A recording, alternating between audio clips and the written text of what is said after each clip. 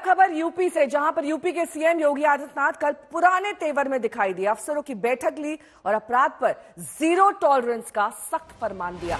योगी ने कहा कि गौतम बुद्ध नगर हो, अलीगढ़ हो, संभल हो, कोई भी जनपद हो, अराजकता फैलाने वालों को नहीं बख्शा जाएगा। उनको किसी भी तरह की छूट नहीं दी जा सकती। योगी ने संभल में हुई घटना से जुड़े उपद्रवियों के साथ पूरी कठोरता के साथ निपटने का फरमान जारी किया है।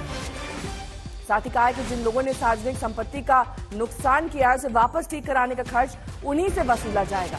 अराजकता फैलाने वालों को चिन्हित करके पोस्टर लगाया जाए, जनता का सहयोग लिया जाए, सघन सर्च ऑपरेशन चलाया जाए। एक भी उपद्रवी बचना नहीं चाहिए। उन्होंने कहा कि चेन स्नैचिंग और बाइक स्टंटबाजी पर जीरो टॉलरेंस होगा। उन्होंने ये भी कहा कि जन सुनवाई और राजस्व वादों में लापरवाही, लेट लतीफी स्वीकार्य नहीं होगी। सबकी जवाबदेही तय की जाएगी। तो योगी का ये सख्त निर्देश क्या पुराने तेवर में लौट आए हैं योगी? ये बड़ा सवाल बना हुआ है।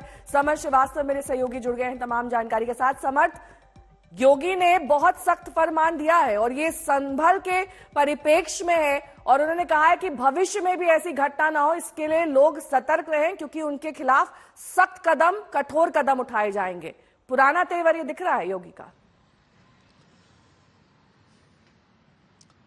बिल्कुल नेहा, याद होगा आपको जब सीएए के प्रोटेस्ट लखनऊ राजधानी में हुए थे तब ये लगा था कि एकदम से योगी सरकार में, लेकिन उसके चंद घंटों बाद मुख्यमंत्री ने एक निर्देश दिया था और ये कहा था जितने उपद्रवी हैं, जितना सरकारी प्रॉपर्टी को नुकसान हुआ है वो सभी उन्हीं से वसूला जाएगा और पोस्टर लगाकर नेम शेम किया जाएगा।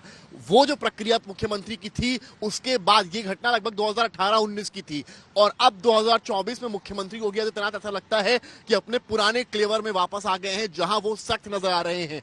एक और विपक्ष है जो होड़ लगाए हुए है संभल जाने की, फिर चाहे कांग्रेस हो चाहे समाजवादी पार्टी हो, तो वहीं मुख्यमंत्री ने साफ कर दिया है कोई उपद्रवी बख्शा नहीं जाएगा। जितना सरकारी प्रॉपर्टी को नुकसान हुआ है, सरकारी संपत्ति को नुकसान हुआ है, वो सभी उपद्रवियों को चिन्हित कर उन्हीं से वसूला जाएगा। इतना ही नहीं बल्कि जो भी उपद्रव इस पूरी हिंसा में, दंगे में शामिल हैं, उनके पोस्टर बड़े बड़े संभल में लगाए जाएंगे। ये एक बड़ी बड़ी बात है।